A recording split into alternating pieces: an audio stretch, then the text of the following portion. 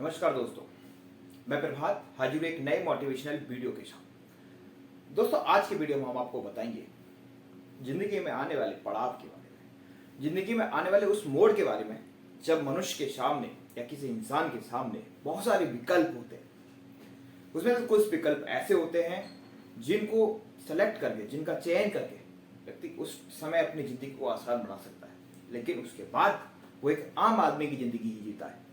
लेकिन कुछ विकल्प ऐसे होते हैं जिनका सेलेक्ट करके या जिनको चयन करके व्यक्ति को उस समय तो कुछ पीड़ा होती है, तकलीफों से गुजरना पड़ता है, लेकिन जब वो तकलीफें समाप्त हो जाती हैं, एक समय आता है उस व्यक्ति का, और उस व्यक्ति का उस समय वो अस्तित्व सामने आता है जिसका परचम इस दुनिया में लहराता है। इसका उदाहरण हम समझते हैं बाज से। बाज का नाम तो आप सभी ने सुना होगा, पक्षीराज बाज।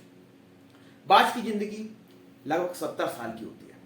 जैसे उसकी जिंदगी के 40 साल गुजरते हैं तो उसके शरीर के प्रमुख 3 अंग, उसके पंख, उसकी चोंच और उसके पंजे उसका साथ देना छोड़ना प्रारंभ कर देते हैं। उसकी चोंच आगे से मुड़ जाती है, बाज के पंख भारी हो जाते हैं जिससे उड़ने में काफी तकलीफ का सामना करना पड़ता है। बाज के पंजे भी बढ़ जाते हैं जिससे कि और लचीले हो जाते हैं जिससे कि वो अपने शिकार को पकड़ उतनी नहीं रहती जो पहले जमाने में होती थी। अब इस समय बाज के सामने 3 विकल्प होते हैं। पहला विकल्प ये है कि वो अपनी जिंदगी को जीना छोड़ दे और मर जाए।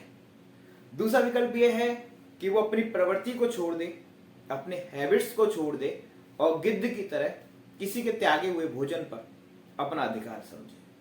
और तीसरा विकल्प यह है कि संघर्ष और पीड़ा को स्वीकार करके अपना पुनर्स्थापन करे। तो बाज हमेशा 40 साल गुजरने पर भी तीसरा पीड़ादायक विकल्प ही चुनता है।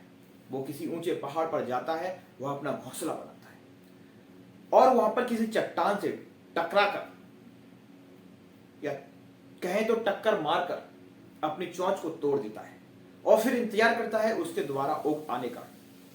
सेम प्रक्रिया वो अपने पंजों के साथ करता है और फिर उनके उग आने का इंतजार करता है। जब बाज के पंजे और चोंच उग आते हैं तो एक एक कर अपने पंखों को नोचता है और अपने पंखों को हल्का कर लेता है।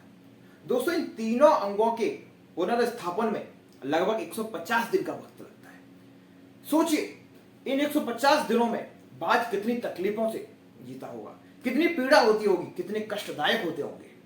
कभी तो यह विचार आता होगा कि काश मैं भी पहले 2 विकल्प चुन लेता, मर जाता या गिद्ध की तरह किसी दूसरे के भोजन पर अपना अधिकार समझ लेता।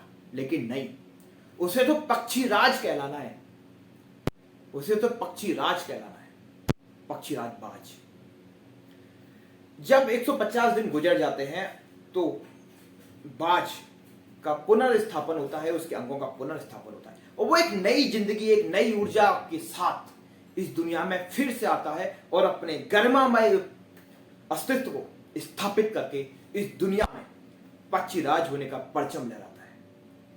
दोस्तों, इस वीडियो को देखने के बाद आपको भी यह तय करना है कि आपको कौन से विकल्प का चयन करना है, आसान या कठिन।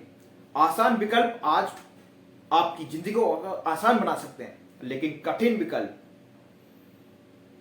आपकी जिंदगी को थोड़े दिनों परेशानी में तो डाल सकते हैं, लेकिन इस परेशानी की जो कसौटी है उस पर आप खरा उतरे तो दावा है मेरा कि आपके अस्तित्व का पहचान, आपके व्यक्तित्व का निशान इस दुनिया में युवा युवा तक रहेगा। आपको यह मेरा वीडियो कैसा लगा कमेंट बॉक्स में बताइए। अगर आपने मेरे चैनल को अभी तक सब्सक्राइब नहीं किया तो सब्सक्राइब कीजिए, बेल आइकन के बटन को दबाइए ताकि मेरी हर वीडियो सबसे पहले पहुंचे।